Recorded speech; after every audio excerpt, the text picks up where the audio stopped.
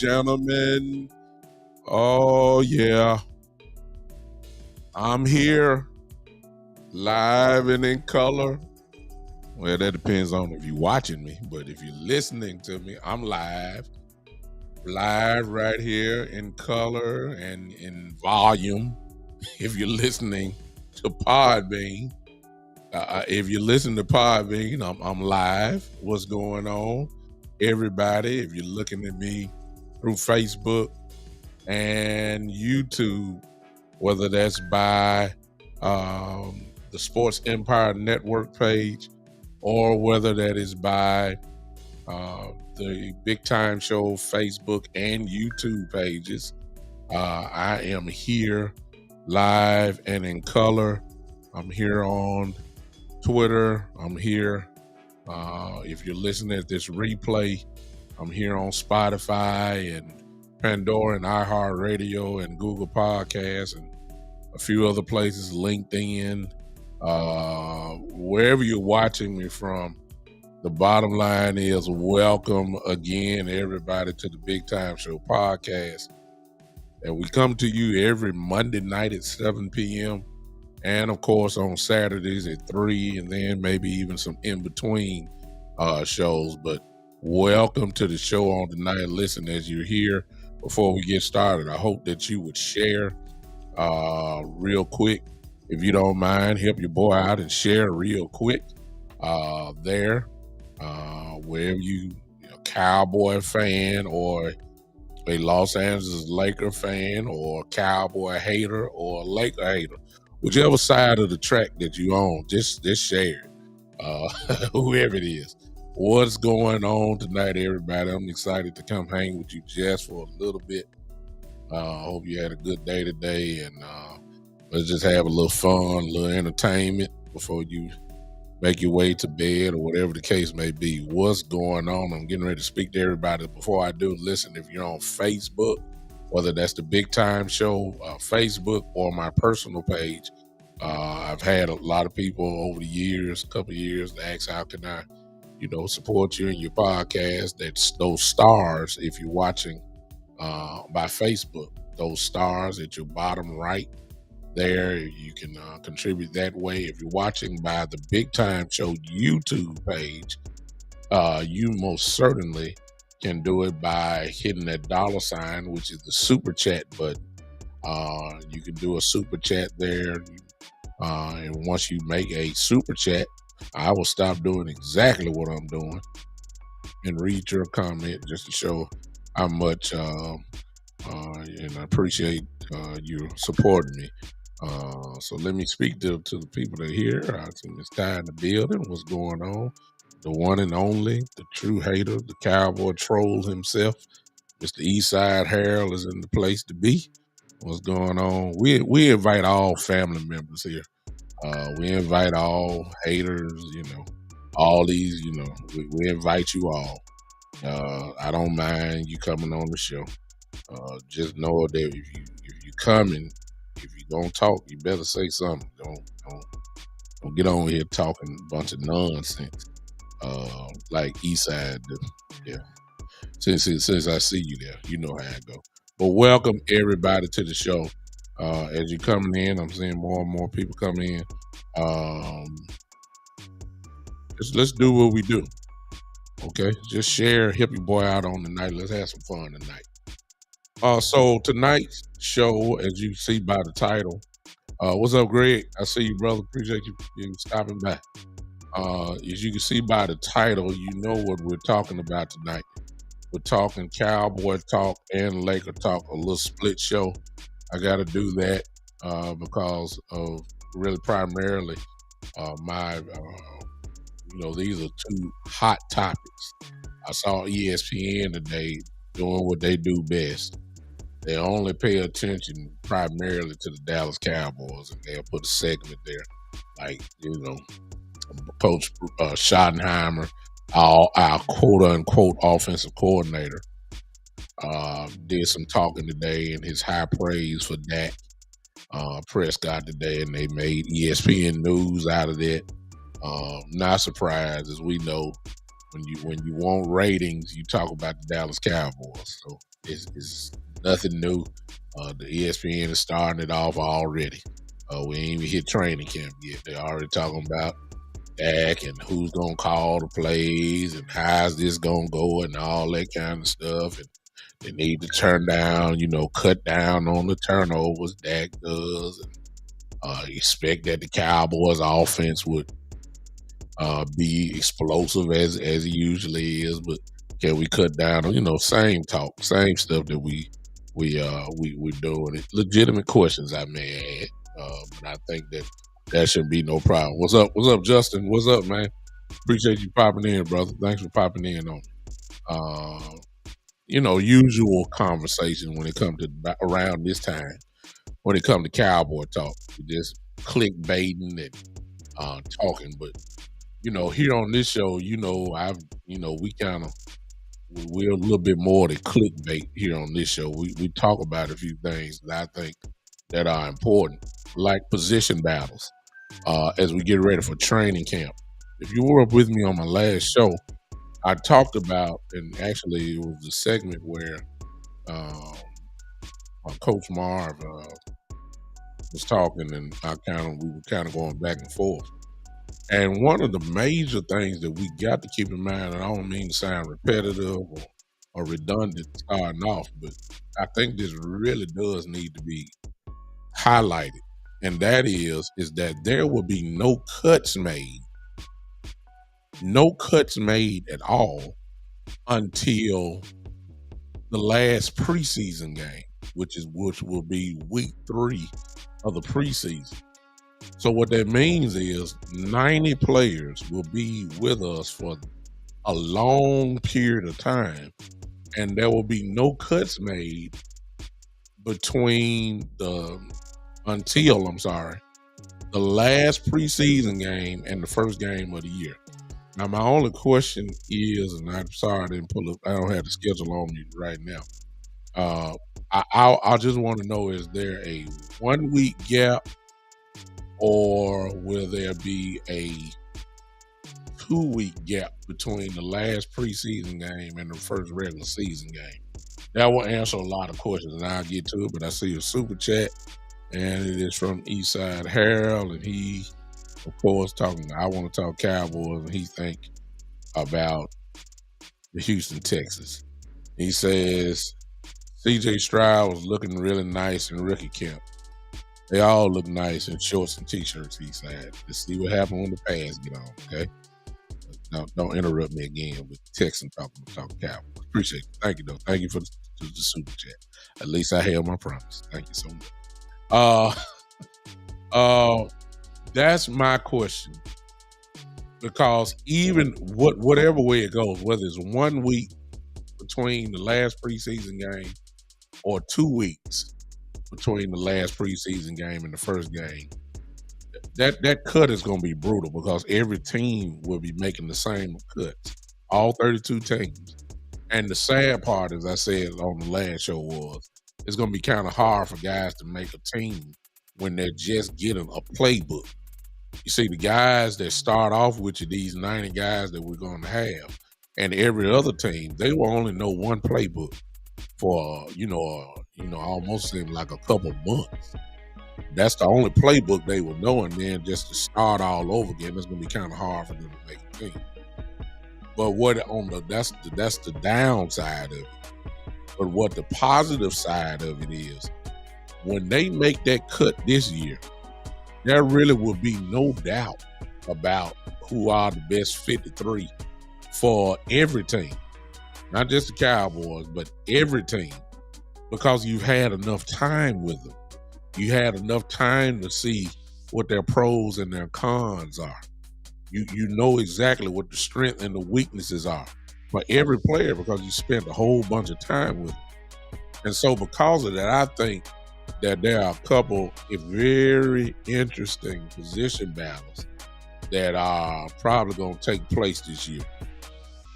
If you got a position battle that you're thinking about, because I got 2 in mind myself, and that's really all I'm going to talk about. But if you got one, go ahead and put yours in now, and maybe I'll talk about yours as well. One of the position battles that I've been hearing lately, and I don't really think this is really true coming from the Cowboy side.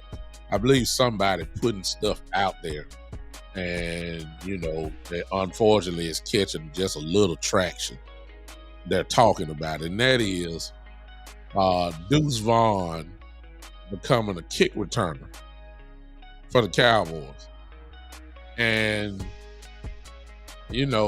although you think it could be scary there with him being the kick returner, I can see some sort of damage there because he's incredibly explosive. As we all know, Deuce Vaughn is incredible speed, elusiveness, all that kind of stuff. But to make a long story short, I don't know why that would really be a position battle.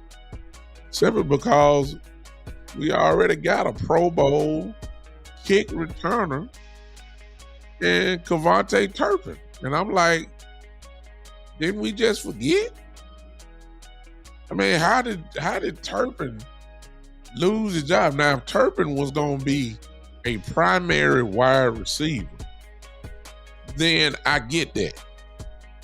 But Cavante Turpin is not about to be one of our top 3 wide receivers on the depth chart. That's not getting ready to happen. I don't understand why somebody's trying to do it. Trying to make Deuce Vaughn our primary kick returner. I'm like, wait a minute now.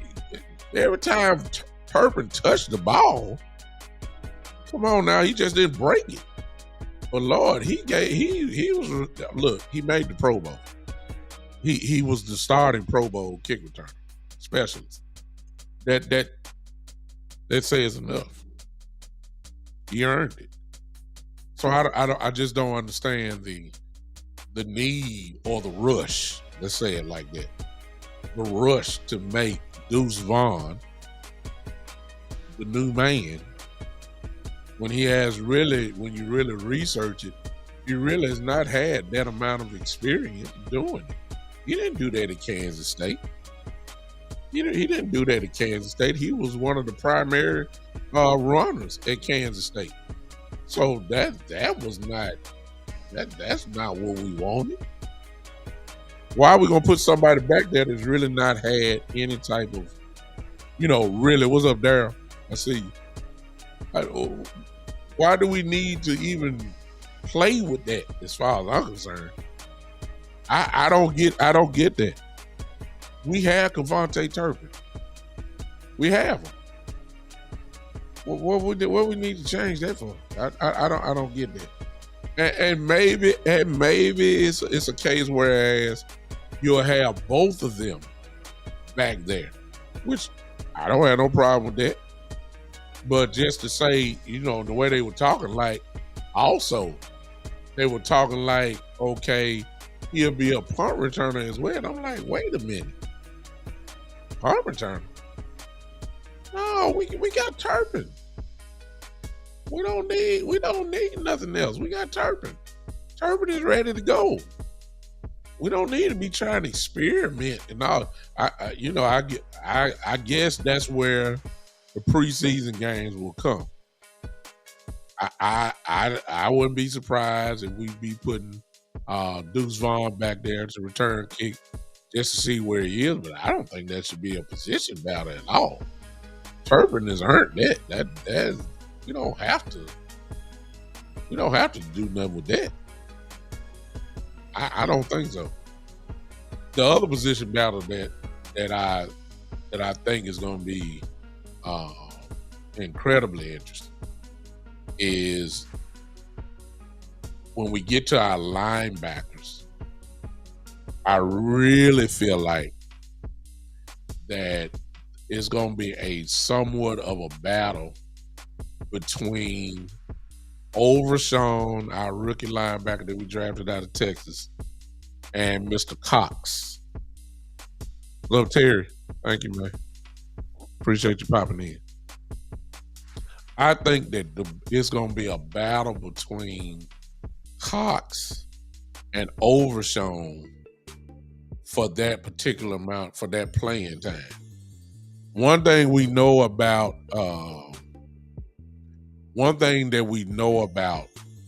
Dan Quinn and his defense, a whole bunch of players play.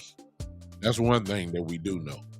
He believes in keeping fresh bodies on the field and pretty much at all times. He has several packages that, a bunch of guys play. And I got a feeling that Overshown and Cox are going to have a real battle there at that, I guess you want to say, maybe that backup weak side wheel linebacker spot. I think that's going to be a real battle. Like, who's going to really get the time up there? And unfortunately, hey, Joe, I see you. Appreciate you popping in. I really get the feeling that Cox may be in trouble. And the only reason why I'm saying that is because he's had time. And it is no coincidence that Cox really hadn't been on the field. And I ain't talking about the year when he got hurt. It's just that we've been waiting on him to kind of move into that. There's a lot of us that was saying he should be our starting wheel linebacker, but for him not to get there, and most importantly, see, when Dan Quinn doesn't put you in or you're not getting a lot of playing time, I think we're at the point now where we just totally have to trust Dan Quinn. I believe that. So there's a reason why that Cox is not getting on the field. It's got to be a serious reason why he's not being on the field at all. And he hadn't been. Not consistently at all. And so in my view, I think that Overshown, and if you haven't seen Overshown play, you need to just pull up his film from Texas and you'll see why I've been crazy about the kid. I think he has a real chance to have a lot of playing time this season.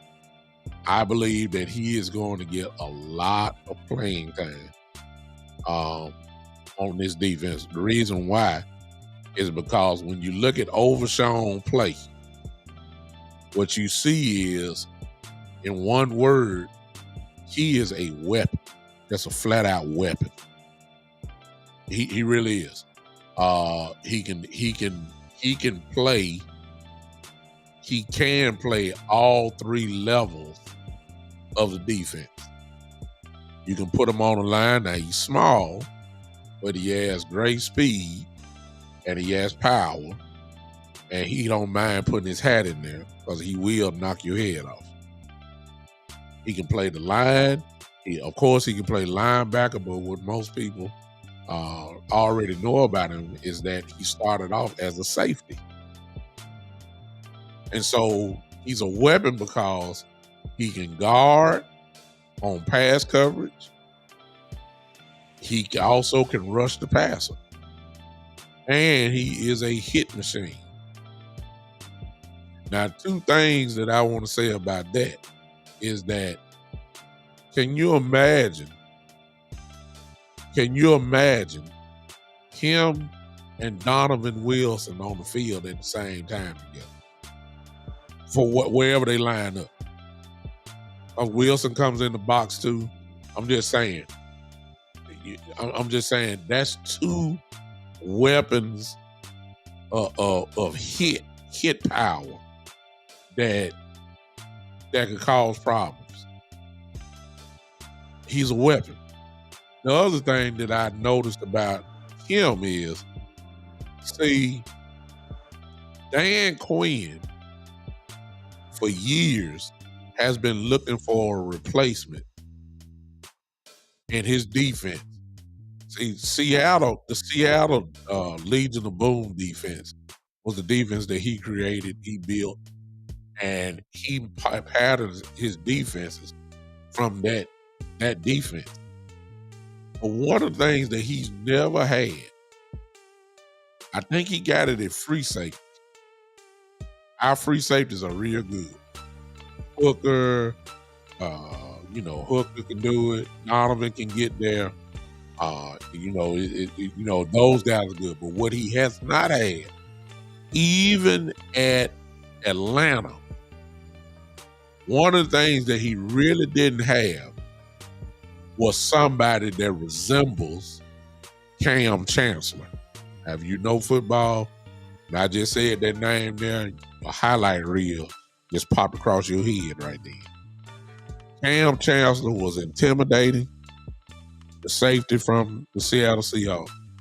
Cam Chancellor would knock your head off. He was a big safety. He had speed. He could cover. And he could play in the box. And he would hit you. And Dan hadn't really had that. Curse is good. But Curse ain't known as one of those intimidating, hit machine type guys. He wasn't. Curse is good at what he does. I love Javon Curse. He's always in the right spot. He can, put his hat in there. He's gonna make the for sure tackle. He's gonna pick the ball off. He's gonna knock the ball down. That's really all what you want from your safety. I have no problem with Javon Curse. I have no problem. But he ain't Cam Chancellor. And for the first time, when you combine, that's why he loved Donovan Wilson so much. That's why Coach Quinn loves Donovan Wilson so much, because that's what y'all remember last year when he said, look, if you want to get things popping, you bring Donovan Wilson in. That's because that's what Cam Chancellor did. You see what I'm saying? And what I'm trying to tell you is Overshown kind of reminds me of Cam. He ain't brutal like, he ain't, big like Cam was. I ain't saying that. I'm saying when you look at Overshown's tape, number one, he almost reminds you of a bigger Donovan Wilson.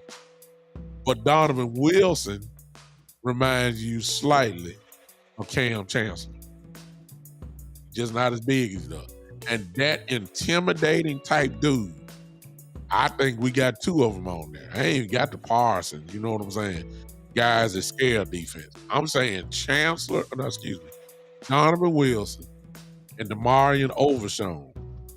Those two guys right there are gonna break. I'm talking about attitude. I'm talking about hitting folks. I'm talking about drilling them into next week. That's what I saw Overshown do at Texas. And we ain't got to say nothing about Donovan Wilson. We already know Donovan would knock you in the next week. We know that. We've seen it. I'm saying we got two of them on the field now. We got two of them on the field. I'm talking about attitude. Put it this way. And I hope y'all catch what I'm saying when I say this. Donovan Wilson and we ain't seen Overshown play. I get it. I just got a feeling about this kid. Those kind of guys Ray Lewis would have loved to have on his Baltimore Ravens defense. That's what I'm trying to tell you. Now, when I say that, y'all understand what I'm saying. That's the kind of impact that I think that these two guys can have. I just really feel like that. And because of that, I think that Overshown has a real great opportunity to overtake Cox in his spot. Because, see, Cox can't play strong linebacker. He's too small. He can play that wheel linebacker, the weak side. He can do that. But Overshown, I think, going to take over the spot. I think he's going to be our backup wheel linebacker. I think that our star linebackers are, of course, LVE, Parsons, and probably Harper or, or Clark, Damone Clark. Those are our starting linebackers. Clark, it's probably going to be Clark. Damone Clark, LVE Parsons. But right after that, I really believe that DeMar and Overshown has got a shot to be our fourth-string linebacker over Cox. I do. I think it's gonna happen. I know he's gonna play special teams. I know he's gonna do that. But I really feel like he could be our fourth linebacker. I really do. See, when you have question marks, that's one thing that the Cowboys did very sneaky. When you have question marks about your offense, okay? Well, I agree with you on that. I agree 100% because those neck injuries. Excuse me, those neck injuries obviously are a problem. Once you get a hurt neck, is there. I agree with you on that. But let me say this: once you have guys like those two guys on your defense, the Cowboys are making sure that they're strengthening their strength. Make no mistake about it. Our defense was the strongest unit on our team last year. Offense, defense, special teams. The defense was the strongest unit, and they have bolstered that unit even more with the addition of Gilmore, number one, which was a huge trade. And now you add an Overshown in the third round there, another weapon. Then you add that kid from Santa, another pass rusher, who's real good, y'all. Then you get the second year of Sam Williams, who I think is going to explode this year. Then you get Amazi Smith, a legitimate nose tackle. You're strengthening your strength. You re-sign Donovan Wilson. You keep Hooker. You got Diggs and Gilmore. Please show me another better secondary in the league combined, safety and corners. So what we have here is strengthening your strength. I've already told y'all, I really am saying that the Cowboys this year will be a top 5 defense in the league this year. It's just no way they shouldn't be. It's too much. Between Parsons possibly getting, right at close to 20 sacks a year or 16 plus sacks a year. D-Law putting in maybe about 6 or 7 himself. Sam Williams probably going to have somewhere in that area, 8 to 10 maybe. I mean, come on now. Lawrence Armstrong gives about 5 or 6. OC could probably going to get us around 4, 5 maybe, somewhere in that area. I mean, this team is loaded. This team is loaded. And when you add an Overshown, his type, to this defense that was already lethal, and you add a Stephon Gilmore to this defense, oh yeah, you're asking, put it this way, for those of you that play fantasy football, I promise you, this year here, the Dallas Cowboys probably going to be one of the top 2 or 3 defenses taking off your fantasy football this year. I know I'm going to get them. I have full confidence we're going to have a whole bunch of sacks. I got full confidence we're going to have some picks. And I got full confidence going to be some forced fumbles because we got some hit machines on this team. We got some flat out guys who will knock your head off. Seriously. I ain't just talking about the obvious ones. We don't know about Overshown, but I'm saying he's going to be one. We know what Wills can do. I'm telling you. D-Law still can knock him in next week. Sam Williams can put you, he's just sickening aggressive. I'm serious. We are going to have a monumental type defense this year. And I just believe that we have strengthened our strength. And I just believe with an Overshown on the field it can't do nothing but help us. I believe it. I believe it. You say Rooks needs time to develop. Rooks is a good guy. He'll get his time. Show me where he is, William, at the end of training camp. Show me where he is after he's had these 3 preseason games. That's going to answer a lot of questions as far as how far up the ladder he really is. You saying 2 years. I'm saying if Rooks come in and clown, it may only be 1 year. That's what I'm saying. I know Mozzie is a guy.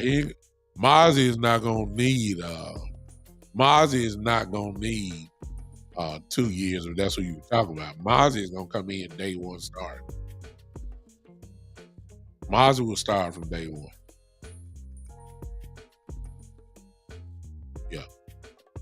That's the part that I'm saying. That's the position battle really that got me really intrigued. Is really the Overshown, and I know he's going to be battling with Cox. It's got to be Cox. I just got a feeling that's going to be a big one, and you got a lot of weeks to iron it out. But I think Overshown is going to make an immediate impact, without a doubt. Y'all put down. Let me see. I'm really done with the position battle, but I see y'all talking about the offensive line. Joe brings up and says this, and here's the wild card right here. At least starting off, he said, "I just don't have confidence in the offensive line until I see Tyron Smith and Steele coming back healthy." Well, see, that's what the wild card gonna be, because I don't know if now Tyron Smith will be ready. Steele, I just don't know. I don't know if Steele is ready or not. So the question would be, how we going to start this year off if he's not ready? Who's going to be our right tackle? That's the question that we're talking. If we're talking, from within, then who is that guy? Jason Peters has not been re-signed. He's too old anyway. But Tyron Smith did play right tackle for us, which means that Tyler Smith then will be our left tackle. So then now the question becomes, who will be our left guard? And me personally, that's a position battle that is going to be very interesting between Collins, between Farnock, somebody else I'm missing. There's talk that, I don't believe. I believe when I said there's talk to say, even some people saying the ball will go to left, will play inside as well. I don't know about that. I don't know. Greg said that he believed that the defense will carry the Cowboys at the start. I believe it too. I believe that too.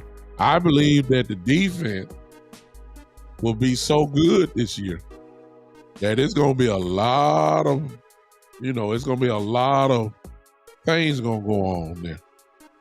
Coach Breedlove said Tyler Smith is a Pro Bowl player, best lineman we have built around him, especially at his age, Coach. I agree with you 100% that Tyler Smith, you build around him and you go with it from there.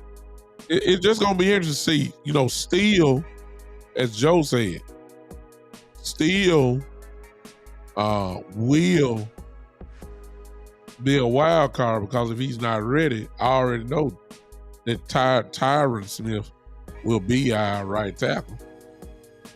And I know that Tyler Smith will be the left tackle. The left guard position is really the only question mark. We know Zach Martin would be the right guard. We know Biotis would be the center. It's left guard. And personally speaking, a lot of y'all start talking about, I love Farnock. Farnock was moving people. Now everybody was talking about he couldn't pass block. I don't remember that. Collins got hurt, but Collins was just flat out it was talk around this time that Collins was just about the best lineman, one of the better linemen on our team. Now I don't know if that automatically means that they'll be auditioning him at left guard, but Collins moved people, man. I wouldn't mind saying that. And that very well may be our best five. If you put somebody like a Collins at left guard, and keep Tyron at right tackle and Tyler at left tackle, that very well may be our best five. Especially if Steele is not ready. See, we don't need to rush that. We don't need to rush that. We shouldn't rush him back. If he's not ready, let him get ready as quick as possible and pray to God that Tyron Smith can hold up. William said that the kid that we drafted from North Carolina has been practicing at left guard at minicamp. Yeah, he can do that in minicamp because there ain't nobody there. My question is, what happens when Farrakhan and Collins and Ball and all them show up? Where he fall on the depth chart then? And I got a feeling he gonna stay there because it's been known and said that the rookie that we drafted in North Carolina is not ready. More of a development type guy. Hey, we are Dallas Cowboy football. Hey, I don't know who you are, but welcome to the show, brother. He said we only gave up 18 points a game last year. Expect more of the same. I think it's a possibility we could be even better. We averaged 27 points a game, last year, which is true. 27-18, they'll win you a lot of football games. Running back. Steve said that, hey, for those that just coming in, that super chat is available there. If you're on Facebook, the star button is available as well. I interrupt all what I'm saying for super chats there, if you don't mind. If you feel like you want to help your boy out here, please do that. William says thoughts on the running back. Do we need another one? I'm gonna be honest with you, y'all. I think we're underestimating Ronald Jones. That is just my opinion. We got enough now. The question is, will they give the guys the chance? I'm just gonna play. Let's eliminate Tony Pollard. I personally don't think that Pollard will be ready, and so our starting running back probably will be Ronald Jones starting off, and Deuce Vaughn will probably be our second running back. And then third will probably be Malik Davis. Even though I love Rico Dowdle, but they just never give him a chance, so I don't see why they would give him a chance now. So I'm thinking that our starting three will be Ronald Jones, Vaughn, and Malik Davis. That's what I'm thinking. Now, Coach Breedlove just said something there that, of course, a lot of Cowboy fans hope and wish they would have, and that's bringing Zeke Elliott back. I personally don't think that's going to happen at all. The Cowboys always going to say the right thing. I don't even really think they even really entertained it at all. Because if they did, he would have been a Cowboy by now, easily. Because he wants to. Blake part of him always want to stay here. He's working out with Dak and all that kind of stuff. I just don't think that. I don't even think it's even a thought. To be honest with you, all the time they really think about it unless somebody asks them about it. That's about it. I don't think Zeke is in there playing at all. At all. I don't. So I think that's the way it's going. Ronald Jones is quite capable of carrying the load. Speed, power, gets downhill. He can do that. We all know what Deuce Vaughn is capable of doing. He's seen enough film on him. We know what he can do. And Malik Davis, quiet as kept, is a pretty good running back. Those three can get the job done. The only question is pass blocking. Ronald Jones can do that. Deuce Vaughn is a rookie, and we're not real sure about Malik Davis. That's what they said the reason why he couldn't really get on the field at the last, that's why they didn't put him out there, because they say he wasn't sure on pass blocking. So hopefully he's gotten better at that. I'm quite sure he has. He had a whole year, all season to work with it. I'm quite sure he's ready. Brilo said, what about Henry from the Titans? I would love to have him, but when you start talking about that, you would like to have that type of talent. And most certainly, he would definitely help the running game. The only problem with Derrick Henry is not on the field. It's just that the Cowboys going to insult him with the pay, the amount of pay that they're going to offer him. You know that. I mean, we talking. Look, don't let this offseason fool you. Most of our big names were done by trade. It wasn't by free agents. When you start talking about free agents, the Cowboys ain't good with offering, offering a contract. The player would be great. But y'all know Jerry Jones and Stephen, it ain't Jerry. Stephen Jones gonna insult that man with a contract offer. You know that. So I wouldn't even entertain that. Because Derrick Henry has earned the right. Let's get this right now. Even with him not making whatever the Tennessee didn't want to pay him, he's earned the right to make at least $10 million now. It's just no question about that. You can't insult that man. You can't insult Derrick Henry now. And the Cowboys ain't about to offer no $10 million then. You know that. Coach, you ought to know better than that. You can do that on Madden. you can put Derrick Henry on Madden, the Cowboys thing. Not in real life though. Coach said $4 million. That's an insult. That man get plenty of money from somewhere else, Coach. You know better than that. Derrick Henry can get a whole lot more money from somewhere else now. I believe that. I believe that. I just believe it. And now we can get $4 million for him. Oh, that's a steal. Because I still think he can, Derrick ain't lost nothing. Just the only thing with Derrick Henry is Tennessee just didn't want to pay him. Because they knew they would have to, And ain't nobody going to pay that amount of money. I just think that if we talking that way, I think we got enough. Again, whoever that asked me the question, I think that's William. I think we have enough from the running back position to be incredibly effective. Oh, I can see that. Yeah. I believe it. What other position battle you got?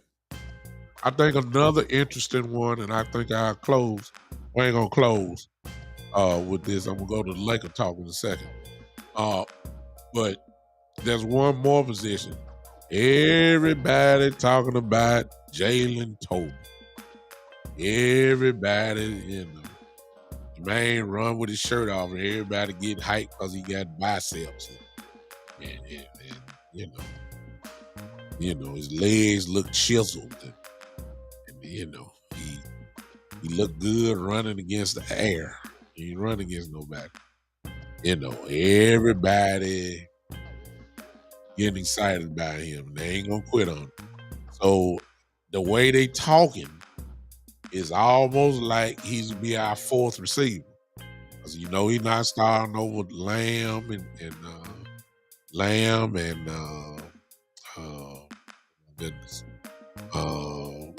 Cooks and Gallup. Those are our top three. But everybody thinking that he's supposed to be the number 4 receiver, man. What's up, man? What's up, Scott? Appreciate y'all popping in. I just don't, I had to believe it when I see it. You know, it's a reason why Tolbert didn't hit the field last year. Whatever that reason was, is it still there? That's my question. I don't. He didn't hit the field. That's all I know. He didn't touch the field. And to be a third round draft pick and you didn't hit the field like that. As a matter of fact, you were way low on the totem pole. I can't know. I don't care nothing about him working with Dak in his backyard, in the football field, in his backyard. I look. I believe it when I see it. Now, if I see it, I'll be the first one to give Jalen Tolbert credit. I'll be the first one to say, hey, man need to be on the field. I'll say that. But as of right now, all I got is my last memory. And all I can see is he didn't play. That's all I know. So the jury, at least from my view, the jury is still out on him. But it's gonna be interesting to see where he stands. Semi is coming back. We've signed a bunch of free agents, big tall receivers, fast guys that weren't drafted, who can play. Well, I got another little interesting spot. Where will Kevontae Turpin fit in this? On this wide receiver totem pole here. Because he can catch the ball. And Lord knows he can take a top off of defense. I'm just kind of trying to figure out where can he fit in. Like, are we going to carry 6 receivers per game? And if that's the case, shouldn't he be one of them? I'm just saying. I mean, I already know he's going to be a kick returner. But at some point, with all this speed, can you imagine Turpin and Cooks on the field at the same time? Think about that for a moment.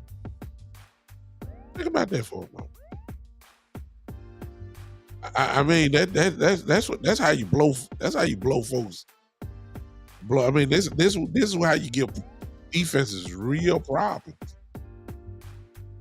For real problem. When you put speed like that on the field, I ain't brought up. Lamb is deceptively fast.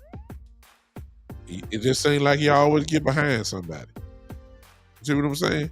How good is Michael Gallup gonna be with a lot of this rehab now? He should be back to his old self for real now. Now, if he's back to his old self, I mean, how good is he really gonna be? See, we got a lot of stuff, but see, even with the wide receivers, Dak got to be the man. Dak got to be the man. I believe he can be. I ain't even talking about the tight ends yet, but I'm just saying.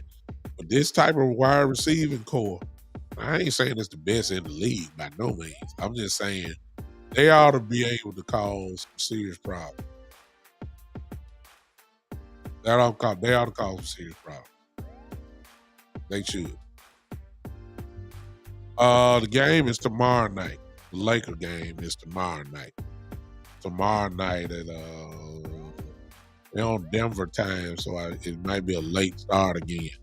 And I'm about to switch to Laker talk. So if you hear of a Laker talk, go ahead and start sharing now.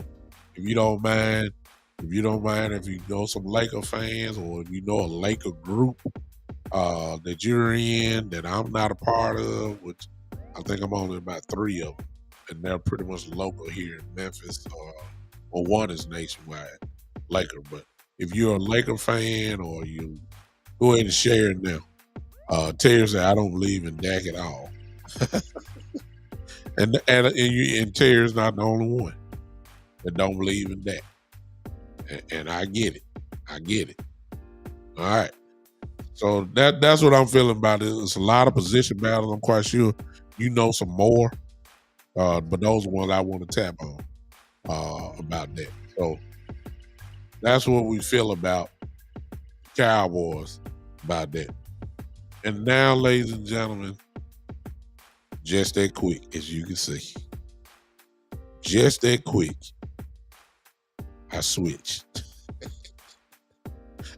Just that quick. Y'all see that? Y'all see that switch right there? Ah! Oh my goodness. Well, tomorrow night, ladies and gentlemen, the Los Angeles Lakers continue their march. And, you know, the more they keep marching, the more it's starting to, I can start to see a peep at the end of the tunnel starting to develop here. When they beat the Grizzlies, I expected that. I said they would win in 6 games, and they did. But I couldn't see. I just saw a little dent in it, but I couldn't see what I thought I was going to see. And so now, once they beat the Warriors in 6 games, as I predicted, 6 games all it took. When they beat them, I could see a little light now. I can see it. I can see a little light now. Because, ladies and gentlemen, I think the Lakers now, this will be my first time saying this, I think the Lakers got a good shot in winning the World Championship. When they took the Warriors out, and no disrespect to the Denver Nuggets and the Joker, but I'm going to go ahead and give my prediction. I said I was going to do this Saturday. Well, I said I was going to be ready to say it on tonight, and I am. I've studied everything. I'm going to go ahead and tell you now. I'm going to say that the Los Angeles Lakers are going to win in 6 games. And I'm going to be honest with y'all. I'm really going to say something crazy. I was going to say 5 games. Because when I look at it,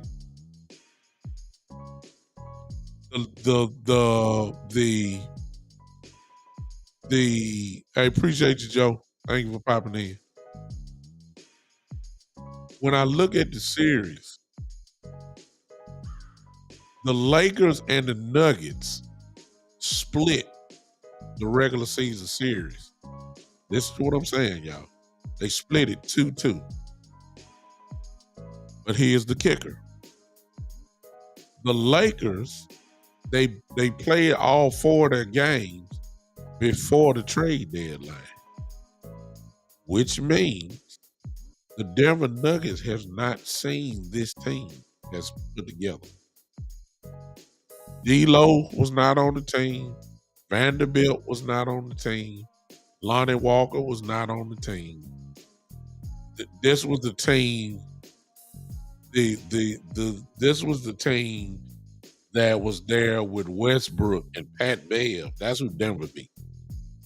They haven't seen this team. So they didn't get to see the number 1 defense in the league since the trade deadline. The Lakers prior to the trade deadline was not the number 1 defensive team. Ever since the trade deadline came, they have been the number 1 defense in the league. And when I think about, listen to this. This is what I'm thinking. See, everybody talking about, what ball movement the Denver Nuggets have, what great cutting they have, and all that kind of stuff. Well, the Lakers just got practice these last 6 games with the Golden State Warriors. I mean, who cuts more than the Warriors? Who moves nonstop like the Warriors? The Nuggets don't be as fluid as like that. And so when you say Jamal Murray, all they gonna say, hey, we just got rid of Steph Curry. So what? And the thing about the Joker, let me say something about the Joker. And you'd be a fool if you didn't say this. The Joker is a bad dude, man. I've never seen a guy that can't jump an inch off the ground, dominate like this dude does. The Joker can't jump. Look, listen to me. If the Joker on your street You know where your driveway is, and then if you go to your right or left, you get to the little sidewalk there. That's how high the Joker jump. Right there. That's it. That's how high he jump. But you've never seen a guy that don't have a lot of athletic ability just dominate like he does. But there's only one problem. He can't guard nobody. Because he's not fleet of foot, and he's not very agile, and he's not quick. So that's why I'm saying 5 games is because I believe that Anthony Davis is going to literally give him some serious problems. I see this. He can't guard AD, but AD can guard him. Jokic ain't seen a defender like Anthony Davis. He ain't seen it. I really believe that Jokic, like he was killing Phoenix. He scored 40 points, 50 points. He ain't even do that against us. He's not finna score like that. That's not gonna happen. He might get 28. He might get 20, something like that. But he ain't gonna score 50 points. Anthony Davis, however, is gonna look. Anthony Davis gonna kill this man. I don't see nobody stopping him. Not on them. I just feel like I said 6 games, but I was really leaning toward 5. I'm sorry. I really can see this. I can see the Lakers beating them in 5. I wouldn't be surprised if they beat them in 5 games. And it's just me. And I know some of y'all saying, man, you crazy, all that doing. Denver been the number 1 team in the West the whole year. They have, but they ain't seen us. I got the Lakers in 6. I'm just going to stick with that. I can see us winning in 6 games. I don't think that, are you saying I'm muted on Podman? Can you hear me? I don't know. I don't know why I'm muted. Shouldn't be. Somebody check Podbean out for me and just make sure that y'all can hear me on Podbean. Let's make sure I'm good on Podbean. Let's make sure that I'm good on Podbean. But anyway, I don't see how they're gonna stop us. I'm really trying to give Denver the benefit of the doubt. Caldwell Pope is a good defender. But LeBron is I